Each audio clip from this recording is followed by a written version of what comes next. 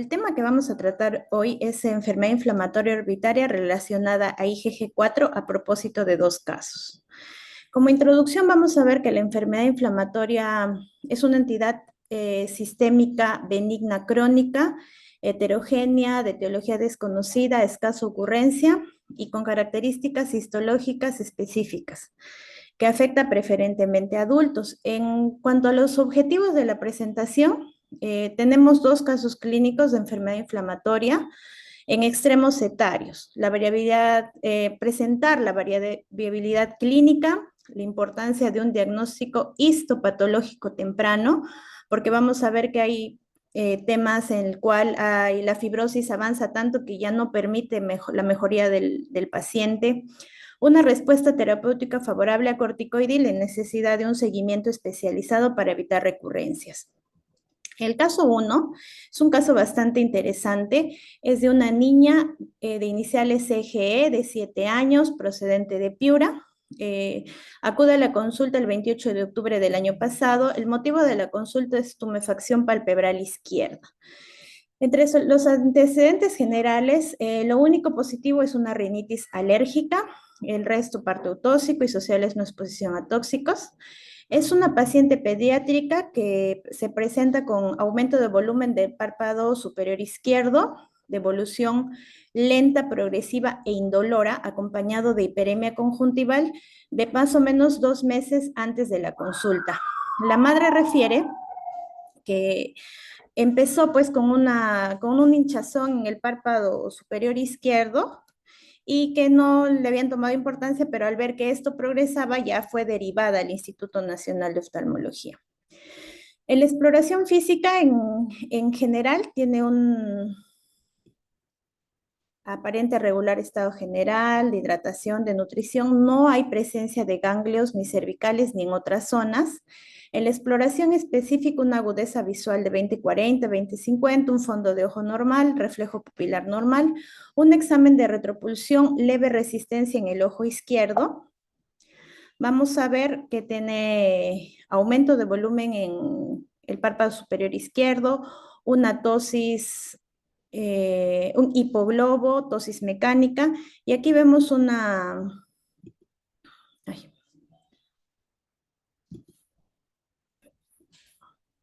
un momentito.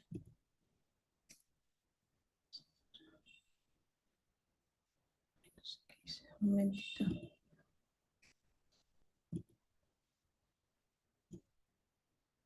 Y aquí presentamos una proptosis leve, ¿no?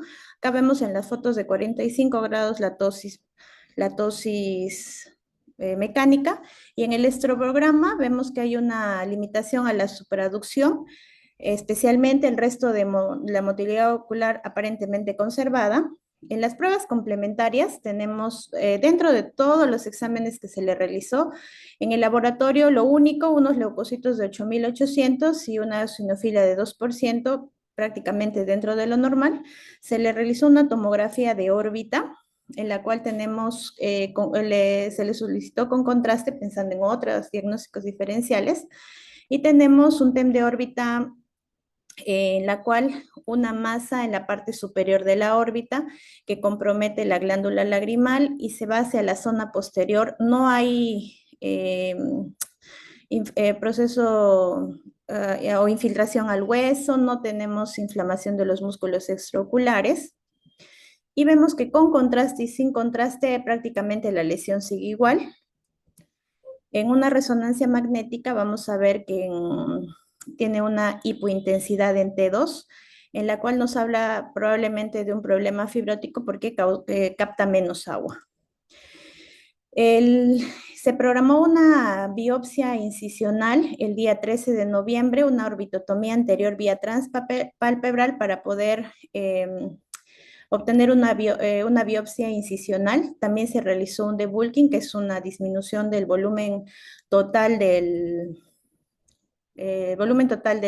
tumor, por decirlo así, y obteniendo unos resultados el 18 de noviembre de patología del Instituto Nacional, en la cual vemos unas fotos de la macroscopía, en la cual vemos una lesión blanco-amarillenta de consistencia dura, refieren, la cual esta es una imagen del reborde del periósteo que está compuesto por tejido fibrótico, la grasa periuretaria, el tejido glandular. Esta es la zona que se ha encontrado en el reborde orbitario. Vamos a ver que en el resultado anatomopatológico vemos abundantes células plasmocitarias y una fibrosis estoriforme. Esta fibrosis esteriforme no es patognomónica de la enfermedad, pero sí nos habla de un proceso crónico en la cual esta eh, zonas de fibrosis que se encuentran a manera de estrella nos hablan de la cronicidad, es decir, cada proceso inflamatorio se va acumulando más fibrosis en esta zona. También vemos en la parte de la glándula lagrimal acinos glandulares ecrinos con infiltrado inflamatorio compuesto por linfocitos, células plasmáticas e histocitos. Con este resultado, se sospecha de una enfermedad inflamatoria y se le envía la muestra al Instituto Nacional de Enfermedades Neoplásicas para que le haga un estudio de inmunohistoquímica, con la cual nos trae la madre los resultados y nos sale IgG4 positivo en más del 50% de expresión. Recordemos que el IgG4 forma solo el 5% del porcentaje de células que deben haber, entonces cuando ya sobrepasa más del 50% de la población de IgG4, nos hablan de enfermedad relacionada a IgG4, ¿no? Entonces, en el diagnóstico final, en el caso de la niña, sería enfermedad inflamatoria orbitaria relacionada a IgG4. En cuanto al tratamiento, recordemos que es una paciente pediátrica, entonces el manejo es multidisciplinario entre reumatología, pediatría y oftalmología. Entonces, como sabemos, esta es una enfermedad sistémica, entonces lo ideal es ampliar estudios de tórax, abdomen, pélvico, para descartar compromiso multiorgánico y educar a la madre, ya que es una enfermedad de larga duración y tiene que acudir a los controles, ¿no? En el caso de la niña, por ser de Piura, con este resultado y después de la biopsia, vamos a ver cómo se encuentra actualmente, ¿no? Esto es en el preoperatorio antes de la biopsia y el debulking, y vemos que esto es después de un mes del tratamiento, donde ya vemos que prácticamente se ha solucionado en el 90%, ¿no? Y la proptosis ya no tiene. Esto es en el preoperatorio y este es en el posoperatorio, que ha tenido un buen resultado, y esto es más o menos al mes y medio en el estrobograma. Continúa con cierta dificultad de su producción, pero el resto de motilidad ocular sin alteraciones. Esto es un TEM quirúrgico del 31 de enero, en el cual vemos que la lesión ha disminuido en gran porcentaje, y esto es el antes y esto es el después, en la cual vemos la disminución del tumor, por lo menos vemos zonas de edema leve. Entonces, en este caso, la niña todavía está en seguimiento, pero vemos pues que ya ha mejorado en un 90%. En el caso 2, tenemos otro extremo etario otro extremo etario, es un paciente varón de 53 años, procedencia de la selva del Brae. En antecedentes de importancia en la ocupación es agricultor. El paciente acude con una historia de aumento de volumen y proptosis bilateral de 2 años de evolución de curso lento asociado a baja visión, dolor tipo punzada, ojo rojo, predominio de ojo izquierdo.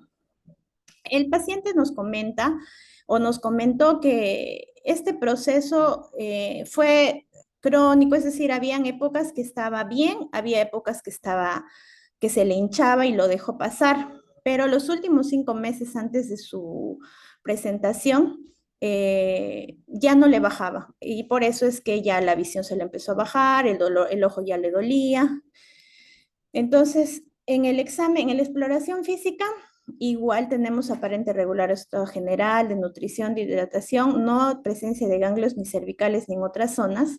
En la exploración específica tenemos una agudeza visual de 20-200, que mejora 20-50, en el otro ojo muy parecido, presión ocular dentro de lo normal, el fondo de ojo normal y un test de retropulsión de resistencia aumentada en ambos ojos a predominio del ojo izquierdo. Aquí vemos una foto de cómo llegó.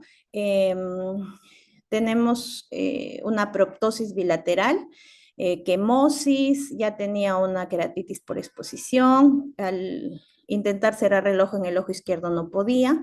Aquí vemos la proptosis bastante marcada. Y aquí tenemos también el estrobograma, que tenemos limitación a todas las posiciones de la mirada, superior, inferior, etcétera. El paciente refiere que con este problema no podía trabajar ni podía hacer nada porque la visión se le ha bajado, el dolor, no podía caminar solo. En pruebas complementarias tenemos un estudio de inmunoglobulina en 835 y pruebas de tomografía, en la cual vemos en un corte axial, vemos la tomografía, una miositis muy severa, predominio del músculo recto lateral, que abarca también la glándula lagrimal. Tenemos en la imagen en corte coronal, crecimiento de prácticamente de todos los músculos, ¿no? Y vemos que es tan grande la lesión que prácticamente es incluso más grande que el globo ocular. El paciente viene con un TAC de tórax con contraste, no se observan adenopatías, ni masas, ni sólidas, ni líquidas, y en el TAC de abdomen tampoco se observan masas ni líquidas ni sólidas, es decir, prácticamente la lesión está solo en la órbita. Se realizó este paciente fue derivado del Instituto Nacional de Enfermedades Neoplásicas porque estaban pensando en un proceso maligno, un linfoma, ¿no?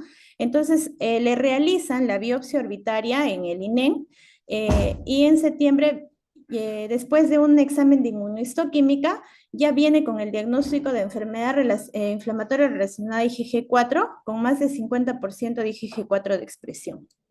Entonces, en el diagnóstico final tenemos enfermedad inflamatoria orbitaria por IgG4 sin compromiso de otros órganos.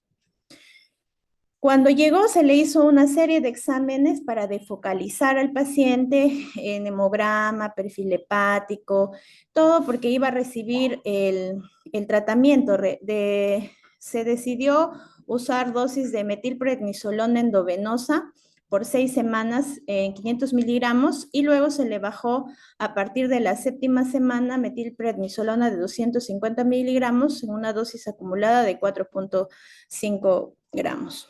Entonces, esta fotografía es al término de la última dosis de 250 miligramos, en la cual vemos que prácticamente la proptosis se ha resuelto y vemos que en el estrobograma la limitación a todas las posiciones de la mirada ha mejorado casi en un 90%, siendo prácticamente normal.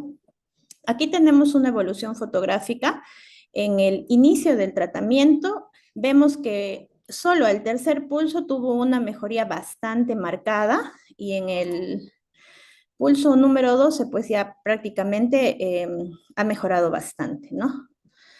Entonces, como a manera de revisión, vamos a ver que la enfermedad orbitaria relacionada a IgG4 es un trastorno fibroinflamatorio con niveles séricos elevados de inmunoglobulina, infiltración tipo tumoral de células plasmáticas productoras de IgG4, es crónica y afecta a múltiples órganos. En el 2011, antes del 2011, esta enfermedad, como era tan heterogénea, la trataban de acuerdo al órgano afectado, pero se dieron cuenta que tenían características comunes y por lo tanto esto es una revista o un artículo publicado o hecho en el Hospital de Nagoya en Japón. Los japoneses son los que han investigado mucho más acerca de este tema. Entonces, ellos en este artículo definen que los signos y síntomas de la enfermedad son hinchazón de los párpados, proptosis, signos leves de inflamación, dolor, limitación a la motilidad ocular o la motilidad ocular restringida, y también afecta a los músculos extraoculares. Entre los estudios de imágenes Se pueden mostrar lesiones infiltrantes en tejidos anexos, glándulas lagrimales, músculos extraoculares. Algo que llama bastante la atención es que es una de las pocas enfermedades que afecta al nervio infraorbitario, también afecta a la glándula lagrimal. En muchos casos, en el 62% tiene lesiones bilaterales, pero también podemos encontrar unilaterales. En el caso de niños, esto es un artículo de reumatología pediátrica publicada en 2016, en la cual intentaron hacer una revisión sistemática de una enfermedad no reconocida, ¿no? Que es bastante... Y en esta revisión encontraron que son solo serie de casos las que han presentado en niños y en resumen que la edad de presentación se da a los 13 años a predominio de niñas y no hay muchos casos publicados. En cuanto a la patogénesis, vamos a ver que tiene dos fases, la fase inflamatoria y la fase fibrótica. En la fase inflamatoria, vamos a ver que la exposición a tóxicos, alergenos, ambientes, hace que la inmunidad innata haga como una reacción cruzada y haga que la expresión de macrófagos, los fibroblastos, reaccionen de manera diferente y se haga crónica la enfermedad. Esta es la única explicación que hasta el momento se ha dado. Por ejemplo, en el caso del señor puede ser la exposición a tóxicos que usa para la agricultura y en el caso de la niña podría ser el tema de la rinitis. Aún no se sabe, pero esto básicamente es la patogénesis de la enfermedad. En cuanto a manifestaciones clínicas, como les mencionaba, es sumamente heterogénea. Del 100% de enfermedades relacionadas a IgG4, un 25% se diagnostica en la órbita o tejidos anexos, pero también vamos a encontrar en la tiroides, en el páncreas, en la vía biliar, en los riñones, es decir, podemos encontrar en toda sistémicamente. Pero antes se trataba, por ejemplo, como pancreatitis autoinmune, colangitis autoinmune, etcétera. Por eso ahora ya se han creado criterios diagnósticos. En estos criterios diagnósticos tenemos el clínico, el sérico y el histopatológico. En el caso del señor tenemos el compromiso de órgano, que es la órbita, el sérico, que tenía más de 835, y el histopatológico. Entonces, en este paciente sería un diagnóstico definitivo. En el caso de la niña, tenemos el compromiso del órgano y la histopatología, y entonces es un diagnóstico probable. No se le solicitó IgG sérica, para empezar porque es un examen bastante caro, pero también en estudios refieren que la IgG sérica se puede elevar en muchas otras enfermedades, o sea, que lo que nos ayuda más es el compromiso y la histopatología. Pero si tenemos compromiso del órgano más IgG sérica elevada, puede ser un diagnóstico posible. Pero como le digo, lo importante es tener la histopatología. Estos son criterios diagnósticos que se dieron a partir del 2011. El 2019 el American College of Rheumatology y junto con la Liga Europea contra el Reumatismo crearon en una reunión de expertos, también refirieron criterios de exclusión. Por ejemplo, ¿en qué casos tenemos? Si el paciente presenta fiebre, a ver, allá, fiebre no documentada, recurrente, esto excluiría el tema de la IgG4. O si el paciente no tiene respuesta a corticoides. ¿Cómo lo clasifican esto? Por ejemplo, si un paciente estamos sospechando de la enfermedad, le damos corticoide por lo menos de 40 miligramos por 4 semanas y no vemos un resultado de mejoría clínico-radiológica, probablemente o no se trate de una enfermedad IgG4 o sea tan avanzada la enfermedad o la fibrosis tan fuerte que no haga que este corticoide mejore, ¿no? En los criterios serológicos, si un paciente tiene estamos sospechando y tiene leucopenia y trombocitopenia, sin otra explicación, podríamos estar pensando en otra enfermedad como mielodisplasias, síndromes mielodisplásicos, una malignidad, por lo tanto, también sería un criterio de exclusión. O una eosinofilia periférica muy alta, o pacientes que tengan anticuerpos ANCA, el RO, etcétera, que son anticuerpos que los reumatólogos solicitan cuando sospechan de otro tipo de enfermedades, si sale uno de estos positivos, también excluirían el diagnóstico de IgG4. En cuanto a los radiológicos, eh, tenemos, por ejemplo, si encontramos sospecha de malignidad o infecciones que no han sido investigadas previamente, o por ejemplo, si es una lesión captadora de contraste, estaríamos pensando, por ejemplo, en una lesión maligna, por lo tanto, esto excluiría el IgG4. En cuanto a los criterios patológicos, si tenemos células infiltrantes que tienen sospecha de malignidad y no han sido investigadas suficientemente, por eso siempre, si nosotros sospechamos de esta enfermedad, de todas maneras debemos recalcar al patólogo para que tenga hincapié en este tipo de diagnósticos, ¿no?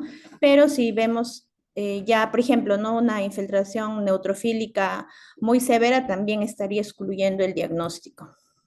En cuanto al tratamiento, no existe hasta ahora una guía pues que nos diga qué se debe usar. En el 2023, buscando en la literatura, encontré un artículo en la cual glucocorticoides en el tratamiento de IgG4, una alternativa para una guía internacional, ¿no? Y muchos de estos artículos también hablan del uso de corticoides. En líneas generales, refieren que puede ser corticoide, prednisona vía oral, 40 miligramos al día, con dosis reducción de 5 miligramos cada 2 semanas, por lo menos durante 11 semanas y luego un mantenimiento de 2,5 a 5 miligramos durante 12 meses para evitar recaídas. Ahora, también se han hecho estudios con corticoides vía endovenosa y ahí refieren, no hay tanta diferencia entre usar corticoides o cuál es la diferencia. Los corticoides vía endovenosa, el resultado, la mejoría es más rápido, pero pueden haber recaídas más rápidas también. Entonces, esa sería la diferencia. Y en casos en que nosotros estemos usando corticoides y el paciente pueda recidivar, ahí es donde podríamos echar mano de la azathioprina, el micofenolato, que son ahorradores de corticoides, o en pacientes que no responden muy bien al corticoide, el rituximab, ¿no? Pero recordemos que este tipo de tratamiento debe ser de la mano del reumatólogo, quien maneja mucho mejor estos medicamentos. Aquí tenemos un estudio de seguimiento, un estudio europeo de seguimiento para el rituximab, que es un anticuerpo de unión a CD20, que parece una terapia prometedora, incluso mejor que los esteroides. En este estudio se demostró que existió un seguimiento a los 42 meses en la que fue la recaída mucho menor, ¿no? Mucho menor que los corticoides, pero que todavía está en estudio. Y acá es un artículo bastante interesante en la cual nos habla, publicado en el 2019, que nos habla del curso natural de la enfermedad de IgG4 después de una cirugía de debulking. Como el caso de la niña, es un estudio que tiene 15 pacientes, 13 con enfermedad confirmada y probable, de un seguimiento de 36 meses, que a ninguno de estos pacientes se le dio ni corticoide, nada, pero que al parecer solo el hecho de la cirugía ha hecho que mejore, ¿no? Que no haya habido recaídas en estos 36 meses. O sea, la cirugía podría ser una opción en ciertos casos. Y como conclusiones, vamos a ver que esto es la enfermedad sistémica relacionada a IgG4 se presenta con un cuadro heterogéneo, con múltiples lesiones pseudotumorales que involucran a muchos órganos y por lo tanto nosotros debemos tenerlo en nuestros diagnósticos diferenciales, ya que hemos visto que no es tan rara como refiere. Miren, el año pasado ya hemos tenido 2 casos, probablemente vengan más. Es una condición fibroinflamatoria en la cual existen también afección de glándulas salivales, lagrimales, páncreas, ganglios. Por lo tanto, siempre debe ser un manejo multidisciplinario que incluya, en primer lugar, no solo nosotros, sino los reumatólogos. La etiología no se conoce por completo, aunque se ha relacionado a alteraciones del sistema inmune adquirido, que se ha encontrado baja expresión de genes relacionados a la inmunidad innata. Y como oftalmólogos es importante conocer este tipo de enfermedad, ya que si no se diagnostica a tiempo, hay pocas probabilidades de mejoría y de daño de órgano mayor. Es decir, como les mencioné en una parte, que a veces podemos darle corticoide, pero si está en una etapa muy avanzada de fibrosis, probablemente este paciente ya no mejore. Pero si lo diagnosticamos a tiempo, como el caso del señor o de la niña, hemos evitado daños mucho mayores, mucha baja visual y que ya se incorporen a su vida normal, ¿no? Muchas gracias.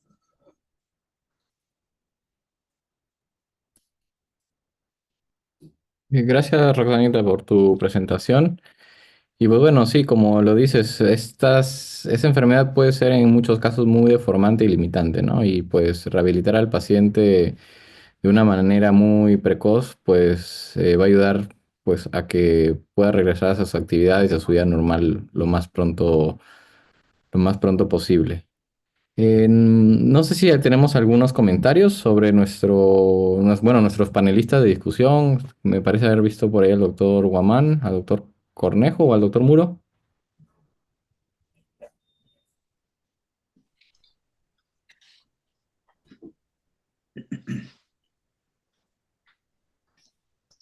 Hola Fernando, no sé si podrían por ahí comentar un poco. Llegué un poco tarde a la reunión, no me pude conectar antes. No sé si le hicieron el comentario con respecto al debulking, ¿no? O sea, eh, en sí un poco como para que se entienda más de qué se trata y qué es lo que se pretende con eso.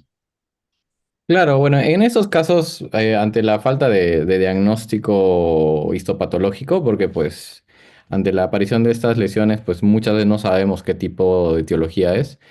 En estos casos, lo que se puede hacer es reducción del tejido inflamatorio principalmente, ¿no? Sobre todo cuando afecta más que todo a la parte de la grasa orbitaria o a la glándula lagrimal, que se puede hacer una reducción de ese tejido. De esa manera, pues, pues como hemos visto ya algunos reportes donde son medidas que pueden ayudar bueno, en primer lugar a disminuir la parte de la tumoración, que normalmente pues puede causar distorsiones a nivel de la órbita, como proptosis, hipoglobo, dependiendo de la localización donde se encuentre, o también generar problemas de estrabismo. Entonces, prácticamente lo que consiste la cirugía, pues como su nombre lo dice, es en hacer una reducción tumoral, ¿no? En este caso, pues es una reducción del tejido fibrótico. Para esto sí es importante considerar el tiempo de enfermedad, como lo dijo Roxana en un momento al inicio, porque va a depender de la parte, digamos, si estamos en la parte más inflamatoria o en la parte, digamos, más fibrótica, ¿no? Porque de esto va a depender la necesidad de realmente hacer ese debulking, ¿no? Si nosotros tenemos un paciente que está en una fase que se ve más que todo inflamatoria, tal vez digamos, podríamos empezar con un tratamiento con esteroides únicamente y ver si hay alguna reducción. O en los casos, pues, donde de repente ya hemos tratado al paciente con esteroides y a pesar de que, pues, le hemos dado no responde tal vez de una manera adecuada, se puede acceder al debulking como una opción terapéutica también. Y como les digo, principalmente son estos tejidos, ¿no? La grasa orbitaria o o glándula lagrimal. También está descrita la cirugía descompresiva en estos casos, donde pues puede haber ya problemas compresivos del nervio óptico, alteraciones de la visión, o que pueda haber queratopatías por exposición, por problemas del oftalmos, ¿no? Entonces también es una opción quirúrgica viable en los casos en los que los precisan. Buenas noches. Quería solicitar si podrían dar el detalle del tratamiento médico. ¿Cómo, doctor? Disculpe, no lo escuché muy bien. El detalle del tratamiento médico, que si podría informar. El tratamiento médico que se utilizaba en el caso del paciente que recibió los bolos de metilprednisolona, consistió pues justo, ¿no? Se daba semanalmente. Por las primeras 6 semanas se dio metilprednisolona de 500 miligramos una vez a la semana. Y luego, a partir de la séptima a la duodécima dosis, ya se redujo a la mitad, a 250 miligramos.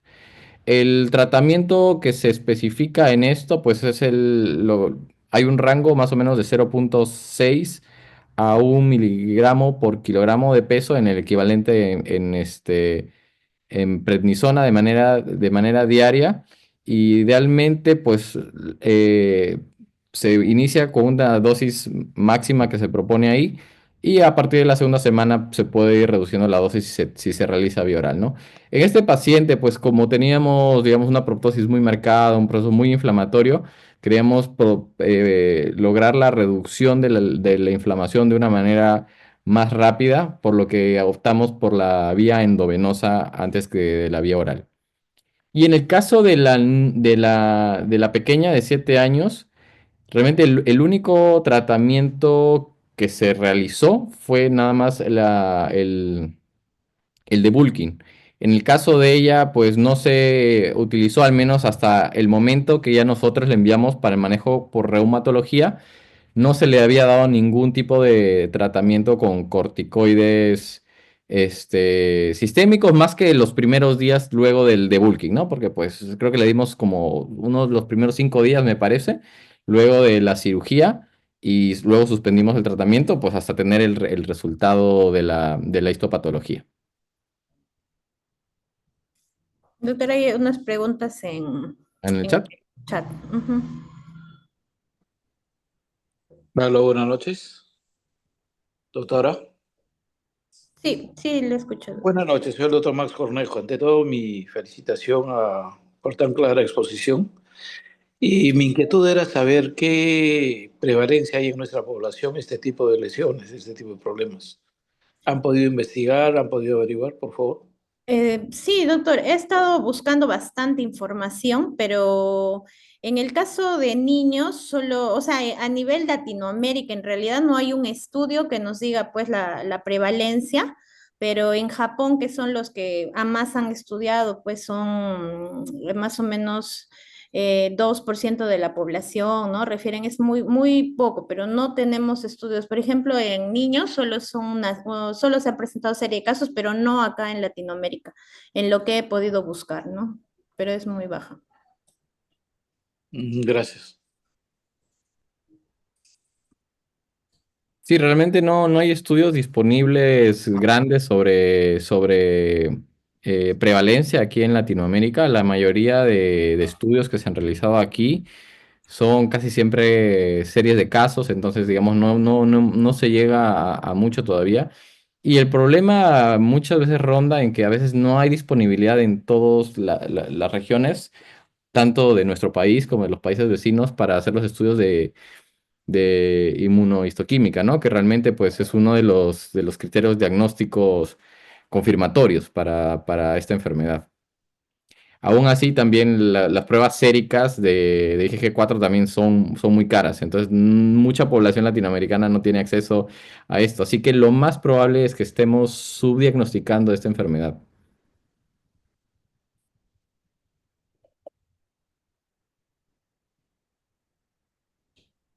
Bueno, con respecto a las preguntas, nos preguntan si ante la recidiva de esta enfermedad se puede realizar seguimiento tomográfico o con ecografía. Bueno, la verdad es que en estos casos siempre, bueno, normalmente siempre he solicitado estudios tomográficos. Muchas veces es difícil conseguir a un ecografista que pueda hacer digamos, pues los exámenes de ecografía de órbita con precisión. Principalmente nos serviría para la medición de los músculos extraoculares, sobre todo cuando tenemos casos de miositis. Por ejemplo, en este último paciente que recibió tratamiento médico, por ejemplo, él no tiene un control tomográfico de control, pero para evitar exponerlo a radiación se podría hacer un control ecográfico, ¿no? Y de todas formas, sí podría ayudarnos justo a medir las dimensiones de los músculos, ¿no? Sobre todo cuando estamos sospechando una recidiva, pero del tipo de miositis principalmente. Las recidivas en estos casos, sobre todo cuando son tratados únicamente con corticosteroides, se han reportado que pueden ser tan altas como hasta un 50%. Casi siempre lo recomendable es asociarlos a terapia con inmunomoduladores. Los fármacos con los que más experiencia hay, al menos en los estudios reportados, es acetoprina y micofenolato.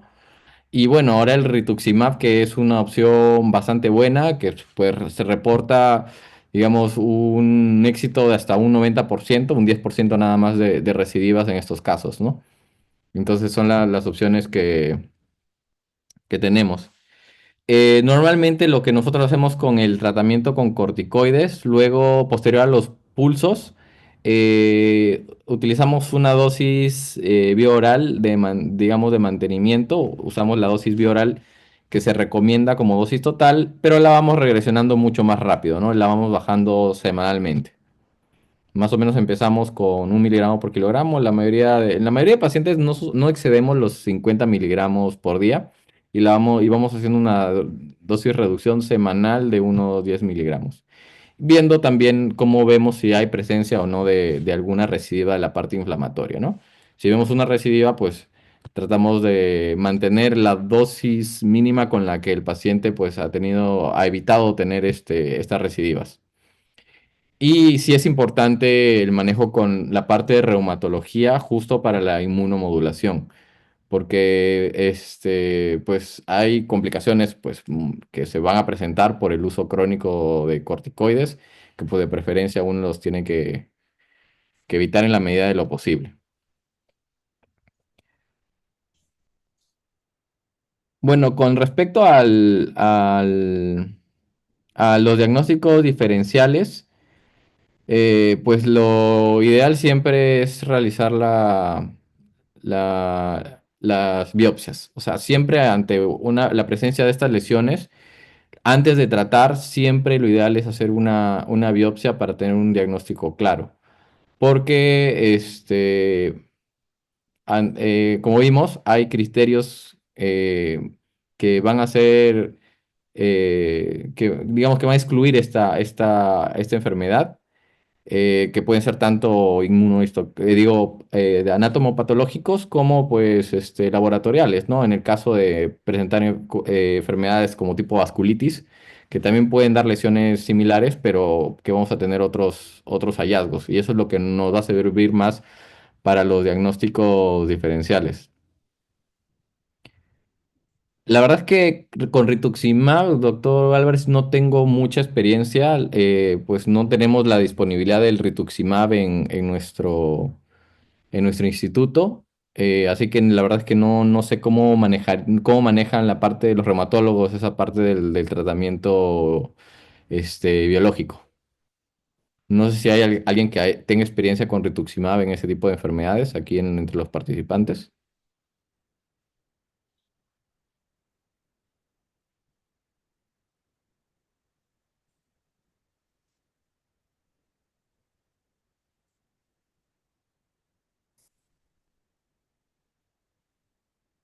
Bueno, parece que no hay. Ah, y bueno, para la desfocalización, eh, por lo general les pedimos PPD a los pacientes, ¿no? Para ver pues el antecedente de infecciones, obviamente viendo que no haya ningún cuadro de otro tipo de enfermedad de inmunosupresión que pueda pues alterar el resultado, ¿no?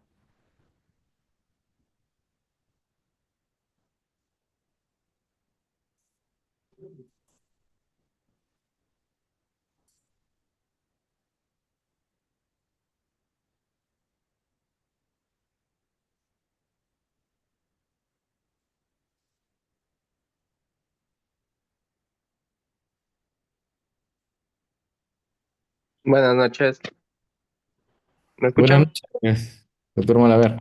Un gusto tenerlo por Hola, aquí. hola. Hola, hermano, ¿qué tal? Bueno, mire, bueno, lo principal aquí creo que se lleven de enseñanza o algo. Ay, disculpen, creo que no prendí mi cámara. Eh, pero deben de tener en cuenta de que esta es una enfermedad que se puede eh, tornar mucho o se puede confundir muchas veces con varias alteraciones o con varias cosas en el ojo. Entonces, creo que los residentes que hay varios, deben tener en cuenta de que ante la sospecha de una lesión que se inflama y desinflama sola en ocasiones en un inicio, que tengan una evolución pues tórpida con medicamentos tópicos, deben derivarlo con el especialista en oculoplástica y si mejor pues tuvieran acceso a alguien que manejamos órbita, pues con mucha mayor razón, ¿no? Eh, para que se pueda ahondar en esto, porque a veces pueden confundirse incluso hasta con escleritis, pueden confundirse con problemas como tiroides, y el paciente a veces pasa meses pasando visitas al endocrinólogo pensando que es un problema de la tiroides y no lo es. Entonces, siempre que tengan una sospecha de una enfermedad inflamatoria de la órbita, sea que se pueda determinar la causa o que sea idiopática, pues sí es bueno de que la puedan enviar con el especialista. Sería bueno de que quizás ahí en los comentarios puedan colocar quizás Fernando o la doctora que presentó las especificaciones de la tomografía con las que se debe de solicitar, porque no es que simplemente hacer una orden de tomografía y decir tomografía de órbita. Hay ciertas especificaciones que nos sirven a nosotros para decidir el manejo o decidir la ubicación de la lesión o decidir dónde hacer un abordaje o cuál es el abordaje que se plantearía. Es siempre tener una tomografía con buenas especificaciones en las que nos pueda servir realmente y ubicarnos dónde se va a hacer la lesión o de qué tipo de tratamiento se va a hacer, ¿no? Hay veces en las que está muy, muy inflamado y se puede optar por un tratamiento médico previo, pero lo ideal pues siempre es hacer una biopsia para poder determinarlo, ¿no? Ahora, como dice Fernando, pues desafortunadamente en nuestro país no es de que tengamos pues al acceso tan fácil medir el IgG4, es un poco complicado, pero en la medida de las posibilidades, pues, de cuando se tenga una sospecha de una enfermedad inflamatoria, sea que se sospeche de IgG4 o de la idiopática, pues siempre tener en cuenta de que ese paciente a la larga va a terminar solicitándose un examen de inmunohistoquímica y muchas veces pues se hacen este tipo de diagnósticos diferenciales. Entonces, creo que sería bueno que coloquen ahí en los comentarios las especificaciones de los cortes que se debería solicitar y así pues en realidad van a ayudar mucho al paciente y al médico que finalmente lo va a tratar para que tomen una decisión rápida. Muchas gracias, Dani. Y sí, pues tienes razón. Para evitar que el paciente pierda tiempo, ¿no? Porque a veces llega con un estudio que pues no le va a servir y pues se le tiene que pedir otro. Y no es solamente el tiempo, sino pues el hecho de irradiarlo innecesariamente, ¿no?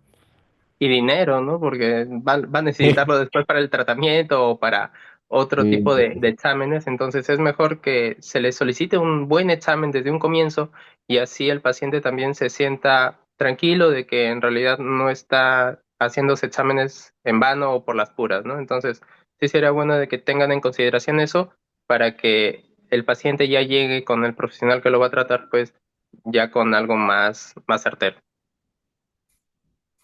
sí, pues Buenas noches. sí, sí, doctor. Buenas noches.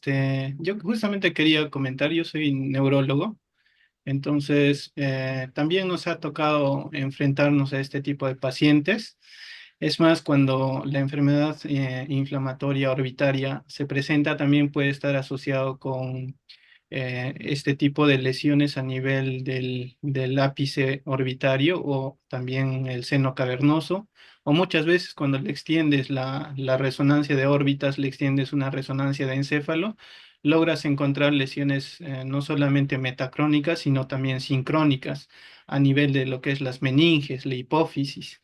Entonces, yo pienso que también no solamente debería enfocarse a esta parte, ¿no? Sino también al encéfalo, porque estas lesiones muchas veces hasta en médula espinal pueden presentarse, en la paquimeninge de la médula espinal, también pueden presentarse sin cursar con algún síndrome medular.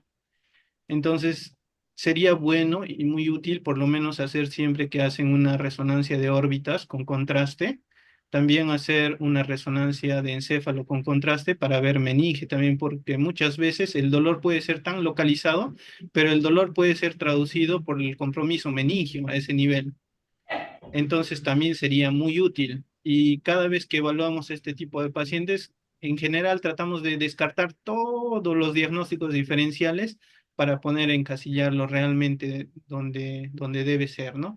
Recuerden que los criterios del 2019 no son aplicables clínicamente, sin embargo hay unos criterios del 2020 donde sí son para realizar clínicamente. Entonces, estos criterios del 2020 claramente nos dicen, ¿no? La exclusión de otro tipo de diagnósticos alternativos y dentro de ellos, pues los más frecuentes hay que descartar, ¿no? Dentro de ellos los infecciosos, los neoplásicos, etcétera. Todo lo que ya ha mencionado la doctora que ha dado la charla, ¿no? Entonces, esto es una experiencia porque nosotros también nos llega a veces catalogados como neuropatías ópticas o como neuritis óptica, cuando realmente es una enfermedad inflamatoria de órbita y muchas veces cuando le pedimos IgG4 sérico sale alto. Muy bien dijo la doctora que el IgG4 sérico se puede elevar hasta en procesos neoplásicos, cáncer de pulmón, cáncer de próstata, cáncer de colon, etcétera. Y muchas veces hasta en vasculitis pueden elevarse el IgG4, entonces no es tan específico que digamos, ¿no? Lo que es más específico es la biopsia y el fenotipo clínico de presentación, ¿no? Con eso ya, haciendo todos los exámenes correspondientes, podemos llegar a un buen diagnóstico. Sumado esto a la anatomía patológica, que deben hacerse siempre una inmunohistoquímica, ¿no? Con respecto al rituximab, no hay una guía que nos diga cuánto tiempo vamos a dar rituximab, ni nos establezca el tiempo cuánto vamos a utilizar. Sin embargo, en periodos agudos, lo que nosotros utilizamos, por lo menos en el Instituto de Ciencias Neurológicas, cuando tenemos este tipo de pacientes, es darle un pulso de metilprednisolona y la mayoría de los pacientes mejora con el pulso de metilprednisolona, 1 gramo generalmente por 5 días, y luego le damos a 1 miligramo por kilogramo de peso con prednisona y le vamos bajando cada 2 semanas. Recordemos que esta enfermedad por IgG4 generalmente es corticosensible, porque en la definición también nos indica que si no responde a corticoides debemos pensar en un diagnóstico alternativo. Y generalmente le bajamos cada 2 semanas, pero a veces somos más prudentes y le bajamos cada 3 o cada 4 semanas 10 miligramos y le dejamos con una dosis estándar hasta ponerle un inmunosupresor de mantenimiento, sea micofenolato, azatioprina o en su defecto rituximab, pero no tenemos certeza de cuánto tiempo le vamos a tratar ni por cuántos años. Esa es la pregunta que hasta ahora no se responde, ¿no? Muchas gracias. Muchas gracias por su participación, doctor, y pues por darnos digamos, esta visión más amplia de la enfermedad, ¿no? No sé si hay alguna otra duda, pregunta del... Acá tenemos un...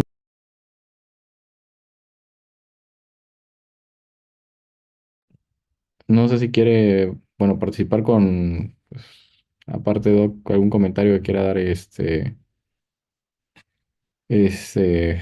ah, hablado.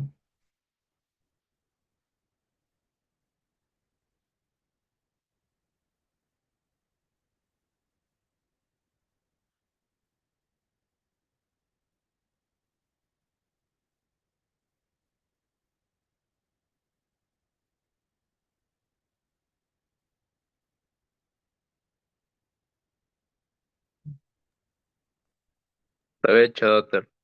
Lo que sí, Fer, Sí, tener en cuenta, eh, como creo que ya lo habían mencionado en los comentarios, es siempre bueno en esos pacientes que se van a tratar con algún tipo de inmunosupresión, hacerle exámenes de desfocalización, pero además descartar que en nuestro país pues es una parte muy endémica de tuberculosis, ¿no? Y pues la tuberculosis se puede extender o se puede manifestar de muchas maneras. Incluso pueden haber manifestaciones autoinmunes de tuberculosis que afectan la órbita. Entonces, siempre tener en cuenta el hecho de que puede pasar eso. O sea, recordemos que esta enfermedad inflamatoria o además las IgG4 son exámenes de descarte. O sea, no es que sea la primera opción cuando tenemos este tipo de pacientes, ¿no? Son de que van una tras otra y una tras otra, viendo el diagnóstico, y que vas viendo también la posibilidad con el paciente, la clínica, la edad también a veces. Entonces, sí tener en cuenta de que se deben hacer exámenes de desfocalización, y en ocasiones algunos de esos salen positivos y pues nos van derivando ya el diagnóstico hacia ese lado, ¿no? Y si no, pues va a ser también muy, muy bueno tener ese tipo este, eh, de prevalencia, como, perdón, de descarte, para poder nosotros saber que ya el resultado, pues, y el tratamiento que vamos a dar no le va a causar más daño al paciente, ¿no? Porque hay veces que hay hasta TB latentes que desafortunadamente si hacemos inmunosupresión o con inmunomodulador, pues en ocasiones les puede ir mal. Y además, tener en claro de que pacientes que van a recibir tratamiento con bolos de metilprednisolona o con cualquier otro tipo de corticoides o inmunomoduladores, se deben solicitar pruebas para función hepática, pruebas para glucosa, todo lo que va a alterar pues las funciones sistémicas, el hecho de administrar un tratamiento de larga data con esteroides o inmunomoduladores. Doc, un Y comentario justo más. acá el doctor Velasco nos ha aportado como una lista de exámenes para tenerlo, digamos, de una manera más fácil. Como dices, no hay que, porque todos los medicamentos que demos, tanto corticoides como inmunomoduladores, pueden afectar diferentes sistemas y órganos, ¿no? Entonces, no es solamente desfocalizar infecciones, sino pues también ver valores basales de funciones normales de diferentes sistemas, ya sea hepático, renal. Entonces, todo eso para poder tener un seguimiento en caso de que tengamos alguna alteración digamos, o efectos adversos, ¿no? De los medicamentos. Doc, quería comentar también, cuando quieran usar prednisona, siempre a lo mejor debían dar un aporte de calcio también y vitamina D, ¿no? Porque sabemos que cuando utilizamos crónicamente corticoides pueden afectar el hueso. Entonces, a la vez también si quieren utilizar rituximab, se tiene que hacer mínimamente 3 pruebas, ¿no? Dentro de ellos un PPD o un cuantiferón, o también ver si tiene BCAS seriados, hacerle un set de hepatitis, porque también pueden reactivarse las hepatitis cuando se utiliza rituximab, y pedir anticuerpos contra varicela zoster, porque recuerden que se puede reactivar también el zoster en este tipo de pacientes cuando utilizamos rituximab. Entonces, con esos exámenes, antes de nosotros dar rituximab, debemos tener esos requisitos. Certeza que esos exámenes están, eh, que tiene anticuerpos para hepatitis, que tiene anticuerpos para varicela, y que BCAI o cuantiferón o PPD sea negativo antes de empezar el tratamiento. Por lo menos hay que tener una tomografía de tórax para descartar que no haya la tuberculosis, ¿no? Y si esto sale, los anticuerpos salen positivos y los exámenes para tuberculosis salen negativos, ya le podemos optar en darle el rituximab, ¿no? Y hacer el descenso progresivo del corticoide y dejarlo solamente con rituximab. Muchas gracias, doctor. Bueno, si no hay algún otro comentario o dudas, primero volver a agradecer a la doctora Roxana Sánchez por su presentación, a todos los presentes de la charla y bueno, damos por terminado esta sesión mensual. Muchas gracias.